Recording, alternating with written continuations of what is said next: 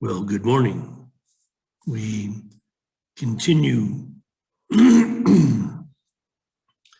our conversation, me as Sun King outlining the process by which Louis was being introduced to me, introduced to his function as the channel through which I, Sun King, would fulfill his destiny. Again, this is our evolution. This is your evolution as a species moving into Homo glimulus, Homo spiritus, where your identity is defined as that which links you to the timeless realm, to eternity, to God, by whatever name. Okay, so Louis uses Sun King as a name. Any name would do, but I recommend those who are pursuing this connection that they think in an energetic way, in a cosmological way, because that gives us a sense of connection to a realm outside of the space-time world. So, something to do with the sun, other stars, the moon, just, something. It's a helpful device. Again, because it takes a while to cement one's relationship with this aspect of the self. Okay, so at the end of this time in the womb of Amherst, Louis is given several pointers, several bits of evidence, just little bits here and there, getting these affirmations about his evolutionary function. So one of the things that happened, this is 1988, last year, Louis was attending as part of his AA experience, he went to a 11th step meeting on Sunday mornings. And this meeting was held in the home of a spiritual teacher, a pretty advanced soul, who happened to be dying of, I think, cancer of the throat. Anyway, at one of these gatherings, and this is very shortly before this man passed from this world, he pulled Louis aside and said, "I gotta tell you something. I don't know what you got, but whatever it is, you got a lot of it." And Louis was kind of like, "Oh, okay. I guess that's a compliment or something." He didn't know exactly what, but he knew it. He knew what the man was saying. He's saying, you got it. What I got, you got. We got it. We're connected, because that's what the whole 11th step is all about, right? Sought through prayer and meditation to improve our conscious contact with God, praying only for the knowledge of His will for us and the power to carry that out. Okay, so this is the whole point of this evolutionary thrust, that you, Louis, like Louis, deepens your relationship with this eternal presence and become willing to, God's will. The idea of God's will is simply the unmanifested wanting to use you as its mouthpiece, its ambassador, the power to carry that out. This power is palpable, okay? We are given the power to carry out this mission of service if we pay attention, if we pay attention. There was another little story. Louis befriended this woman, Francesca, I think her name was, and they just were friends. They hanging out together, doing some things. And one time Louis was with Francesca and they go to her home and she goes, oh, you know, my roommate is downstairs. She has a group. She's a channel. She's a medium. And she has a group. She's channeling this entity, whatever it was. That was, like I said, that was kind of big in this time. And it was so interesting because shortly after we were there, somebody came up from the group and goes, tells Francesca something. And Francesca turns to me and goes, the entity that my roommate is channeling wanted to acknowledge your presence. Louis wanted to acknowledge Louis's presence. I mean, isn't that strange? That, you know, Louis was not actively seeking these little bits of affirmation, but they were coming. The one last part that was pretty amazing. One time during this period, Louis was at a Chinese restaurant and you get a fortune cookie, right?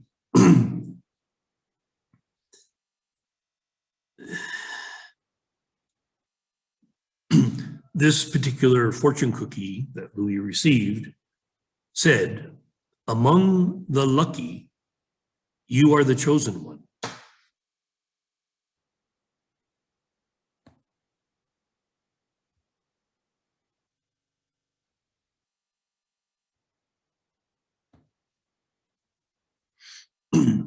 Okay, among the lucky, you are the chosen one. Now, who makes fortune cookies like that? I would offer as Sun King that these are just little things that I was orchestrating on Louis' behalf, things that didn't, you know, really happen. You know, it's like the Jesus helicopter dream. You know, these are just what you could call hallucinations, but they're real. Okay, and it's really important to distinguish between the operations of the rational mind and what you could call a hallucination, meaning outside the realm of the rational mind, where you're seeing something or hearing something, experiencing something that you could say is contrived, but it serves a function. It's, you know, again, part of this bridge, this connection to another realm. Okay, the last little bit of evidence from this year, Louis in August, was part of his recovery was to become a bicycling and, you know, running fanatic.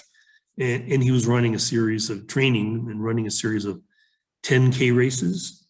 And there was a very famous 10K race, takes place every year in Falmouth, Massachusetts. And Louis decided to enter that race, and he had a couple of buddies. They were training together in Amherst to go run in this race in early August. And, you know, Louis was having a lot of success running. You know, he had this idea in his mind from when he was young, high school, that he couldn't run faster than a 6-minute mile. Well, one of his buddies was pretty good at track training, and he showed Louis pretty quickly that, yeah, not only could he run a sub 6-minute mile, but he could get down to running a sub 5.5-minute mile. Actually getting closer almost to 5 minutes. But in a 10K race, 6 miles, Louis could run at about a 5:25 pace. So he was feeling good about himself. He wasn't any kind of a high-level competitor, but it was all really just about personal improvement, right? You're always looking for your personal best. So Louis was pretty stoked up for this Falmouth race. It's a famous race. Like I said, there's a lot of TV coverage. There were, at the time,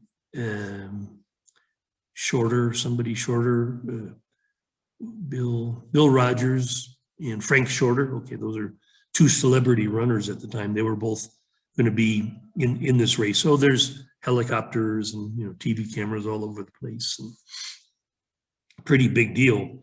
Well, in this race, because it's became quite famous, some of the local people had played this little game where they would always have the elite runners go in a first pack, and then a little break, and then everybody else would run in the second wave.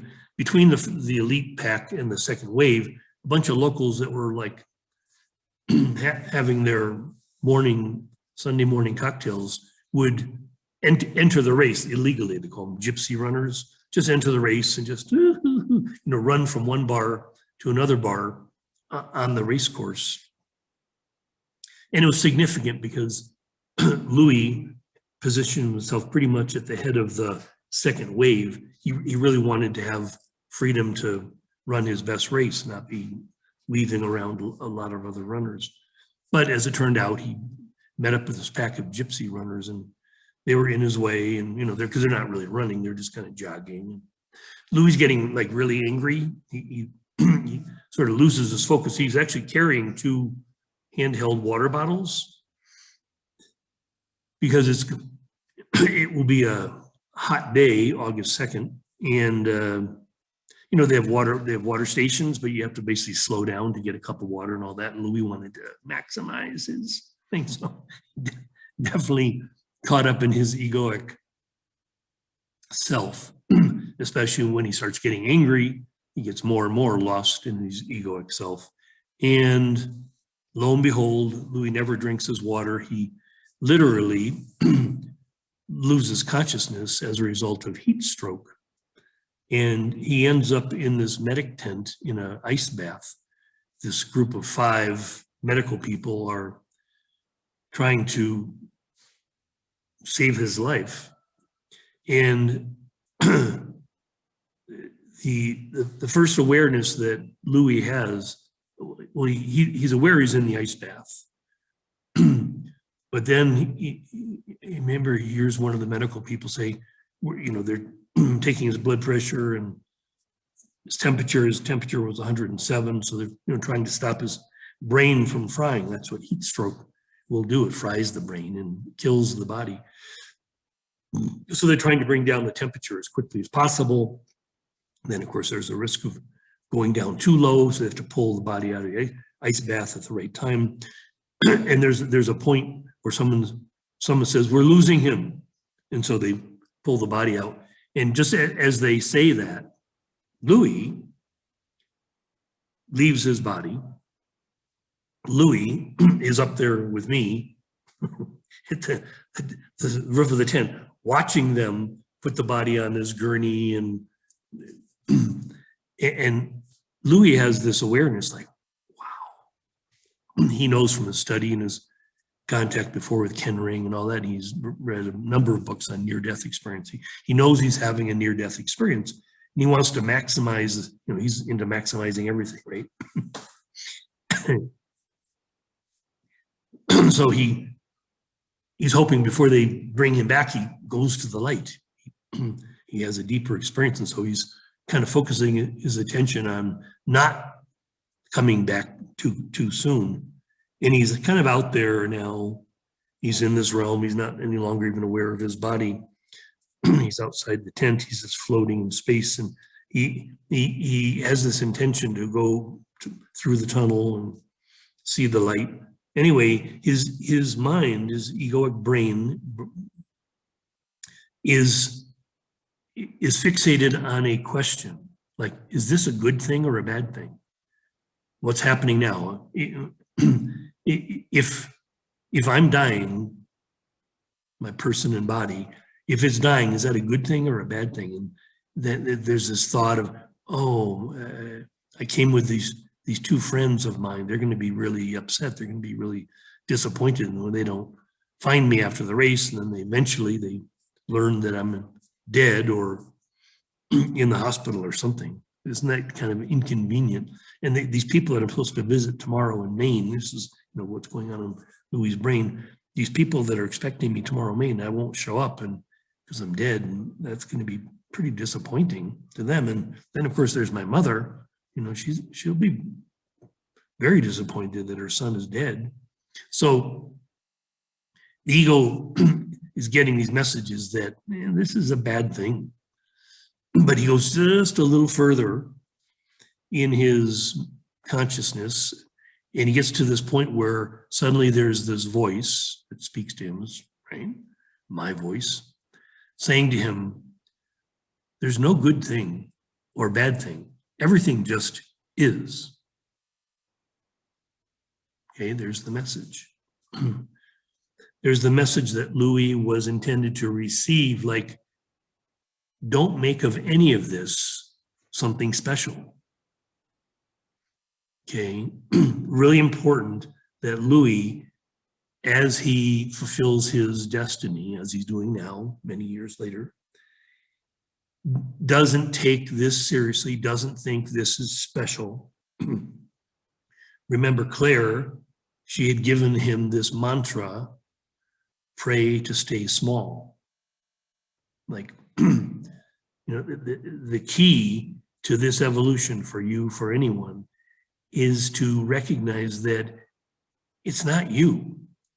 It's this connection that you have made. You yourself ideally stays small. You don't take it personally. You don't think, oh, wow, there's something great about me. There's something special about me. No, it's like Jesus saying, of myself, I am nothing. The Father, he doeth the work. That we, as a portal, are simply that. We're an empty vessel, a communication device through which it, and it is great, okay? So sought through prayer and meditation to improve our conscious contact with God, praying only for the knowledge of his will for us and the power to carry that out. This was the whole meaning of this time for Louis, this 3-year rebirthing in the womb of Amherst, was to become very clear in his understanding of his relationship with God, with the divine, and having become fully willing to carry that mission out. Okay, so this was again something that he saw early in life in his very young vision, but now it was becoming like embedded in his tissue, okay, in his cellular tissue, this awareness of his function. And it wasn't anything special. It was something that anyone could do if they said yes to the voice, if they became willing to give their life over in service to the divine.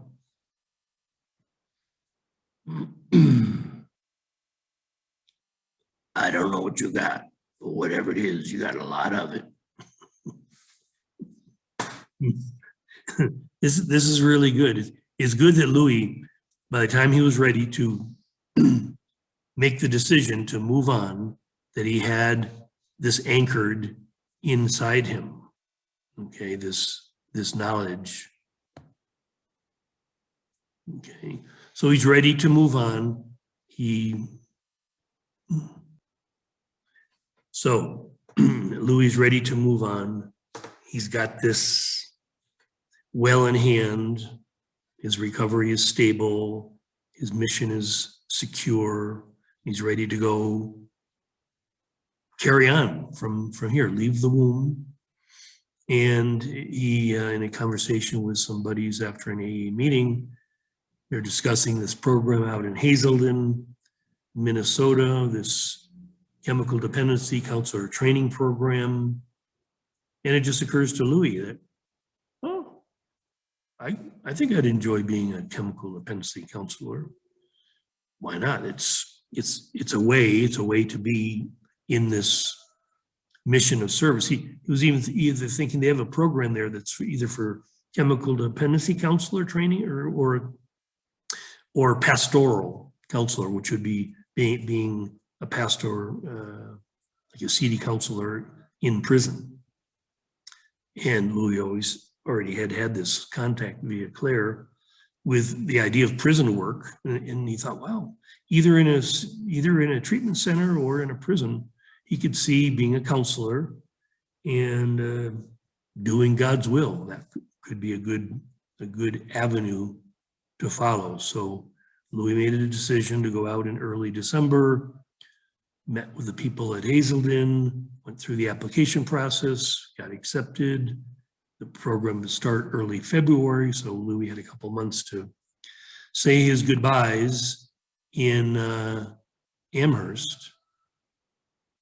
And well, there's a piece that I'd like to share. Hold on for a second here. I wanted to find this quote for Louis. When Louis met with a group of friends, a little goodbye party for leaving Amherst, you know, he had made some really deep heart connections the first time in his life that he had found this. It was very beautiful, very powerful. And they gave him a card at this going away party that had a quote from Thomas Wolfe from the book You Can't Go Home Again. And the quote says, "Something has spoken to me in the night and told me that I shall die, I know not where. Saying, to lose the earth you know for greater knowing, to lose the life you have for greater life, to leave the friends you loved for greater loving, to find a land more kind than home, more large than earth."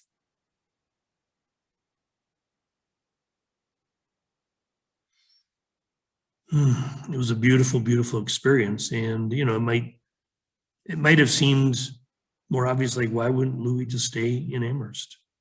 But the journey, as you'll see, required that he lose this life for greater life. It's a very beautiful thing, this level of love, this level of, you know, what we are promised if we give ourselves in service to the unmanifested, to the timeless realm, to heaven, that we will receive greater and greater and greater levels of love and care and beauty and all of these elements of the divine. This is our inheritance.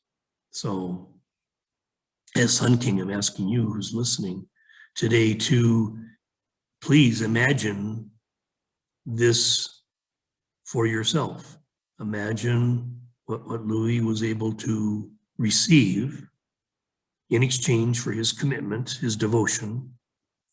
Imagine that this exists for you as well. Blessings from the Sun King. I love you so much. Have a beautiful day.